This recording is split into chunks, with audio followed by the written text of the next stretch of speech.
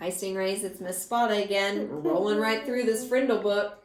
I'm on chapter 12, Airwaves, and it looks backwards to you. I, again, have my good luck charm trusty sidekick, Ava. Say hi. Hi. And last week, we just heard that Judy Morgan published this newspaper article. And in the article, how did she talk about the teachers and the students and this whole Frindle situation? Did she make it seem like it was a positive situation or sort of negative or in the middle? Yeah, it seemed like it was a little bit negative. She was having it seem like the teachers and the students were battling each other, like it wasn't a good thing. It caused a lot of drama around the town. Nick's parents weren't happy. Do you remember how Nick's mother reacted to the news? Ava, do you remember what Nick's mother said? What's the meaning of this? What's the meaning of this? That's right. And do you remember what the superintendent, that's the boss of the principal of that school, said to the principal? What's the meaning of this? And do you remember what the principal said to Mrs. Granger, the teacher? What's the meaning of this? That's right. They were all so angry about this. We're going to find out what's happened next in chapter 12 called Airwaves. Within a week after the article was published in the Westfield Gazette, the kids at the junior high and the kids at the high school had stopped using the word pen and had started using the word Frindle. They loved it. Nick became sort of a hero for kids all over town, and he quickly learned that being a hero, even if you're only a local hero, isn't a free ride. It has a price. What do you think that means? It's not a free ride, it has a price. I do not know. Maybe we'll find out what Nick means. There's a price he has to pay to be a hero. Do you think he's actually paying money to be a hero? No. No? So maybe there's something that comes with being a hero that's not a good thing. He's paying English. People noticed Nick when he walked into his dad's hardware store or when he stood in line at the penny pantry to buy a candy bar. He could feel it when someone recognized him, and it made him shy and awkward. Now stop there. Have you ever felt like people are staring at you when you go into a place and watching everything you're doing? As a teacher, I have that too. I feel like that sometimes. Right, and it kind of makes you feel a little bit uncomfortable sometimes to think people are staring at you and you get really nervous and shy. You don't know what people are thinking. Now, here's a secret. Most of the time, and it's just a good life lesson, most of the time people aren't really thinking bad things about you. So you just have to get out of your head. But in this situation with Nick, there was a lot of drama in that newspaper article. I wonder if they really are thinking bad things about him. Let's find out.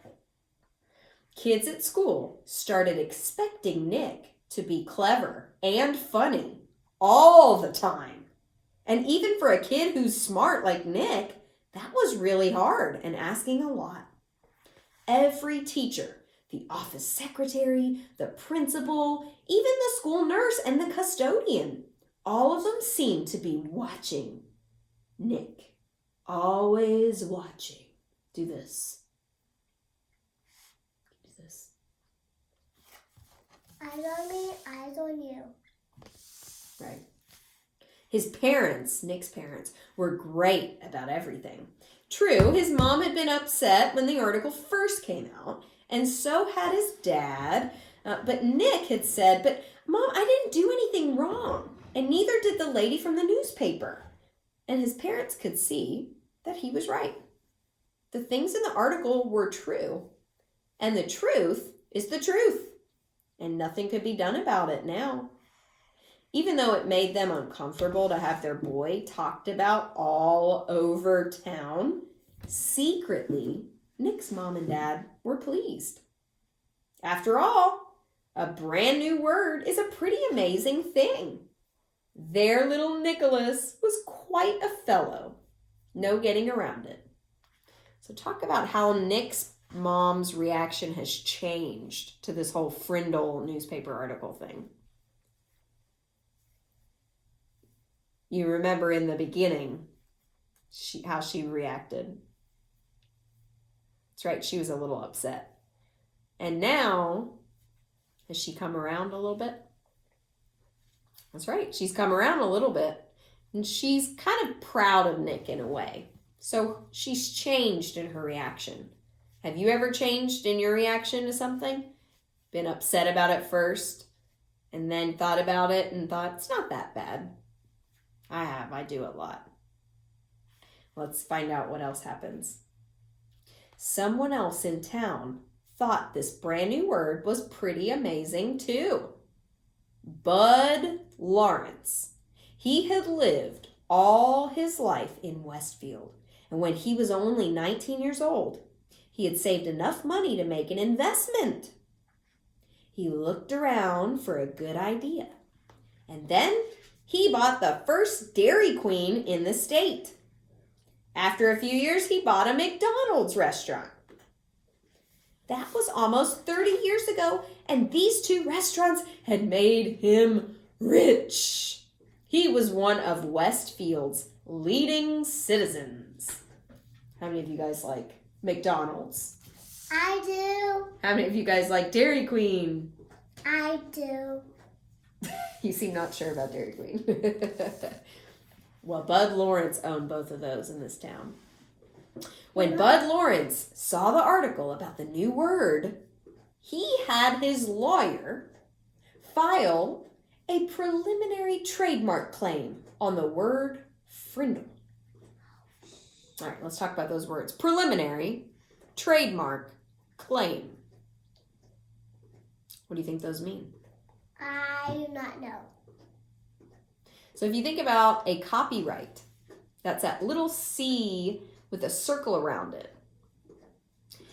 When you see that on a logo or a name of something, it means that whoever came up with that name has protected it so no one can copy it.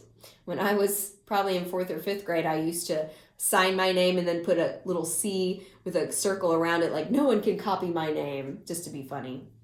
But it's a real thing. And so he's going to say he is protecting that word Frindle so that no one else can copy it and say they came up with that word. So within 4 days, Bud Lawrence had set up a small company that was selling cheap plastic ballpoint pens specifically written with the word Frindle on it. He sold 3,000 Frindles the first week. Mom, And they sold so fast that stores all over Westfield couldn't keep them in stock. Then just as quickly, kids stopped asking for Frindles. The sales slowed down, and Bud Lawrence started thinking about other projects. So other people in the town are really excited about this word Frindle. Bud Lawrence, talk about what he did for just a minute. he smacked himself. No. He opened that English. ballpoint pen company where he sold Frindles, and they said Frindle on them instead of pens, and he had a little copyright on it.